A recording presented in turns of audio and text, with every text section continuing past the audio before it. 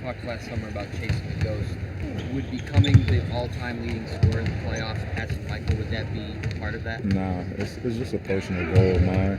It has nothing to do with passing him in rings, passing him in points, passing him in MVPs. It's just my personal goal to keep me motivated. That's all. You guys want to have the conversations about who's the greatest of all time and things of that nature. It doesn't matter to me. The comparison's always going to be there. They're always going to continue to talk about it, but just showing, if you're able to pass Michael Jordan in this kind of, stage and on this, playoff magnitude, just means LeBron's been doing a lot of winning. Anytime I'm linked to any other greats, even the greatest, and Mike, it's just an honor. So it's a tribute to what I've been able to do with this game. I'm not a scorer.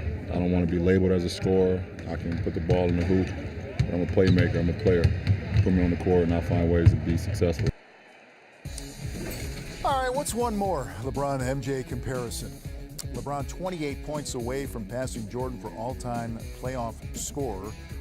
And then James has played in more games because the 5-game series is gone. Michael, as it turns out, has taken more field goal attempts, and LeBron will be the first player to go over 6,000 points in the playoffs as well. But look at this comparison. And points per field goal attempt. LeBron at 1.37, Michael 1.33. We are in the weeds in breaking this down and putting a finer point on things. But my question to you guys is, why can't the LeBron-Michael thing, why can't they be mutually exclusive? Why does the ghost always come up? And is part of this on LeBron and part of it on the media and fans? How do you see this, Grant? I think it's just the media, the fans. I mean, we like to make comparisons. We a young guy's coming out in the draft, and instantly he reminds me of so-and-so. He reminds me of a player who's played before. And the reality is they're very different players in terms of how they play, how they approach the game. I was fortunate or unfortunate to play against both of them during the course of my career. But not only did they have different styles, but they played at different eras, whether it's different styles of play, maybe a little bit more physicality, maybe things are more open now.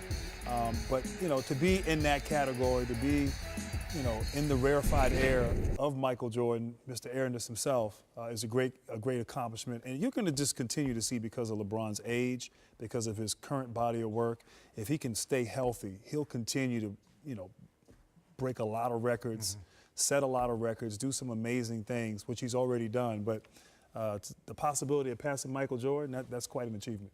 That's a special accomplishment. And, you tip your hat off to him, because that can possibly happen tonight. And, it's an honor. Every time he steps on the court, he's going to make history. And, he's still in the height of his career and still climbing and not declining. And, a guy like Michael Jordan, who was so dominant for, pretty much his whole entire career, he's the standard.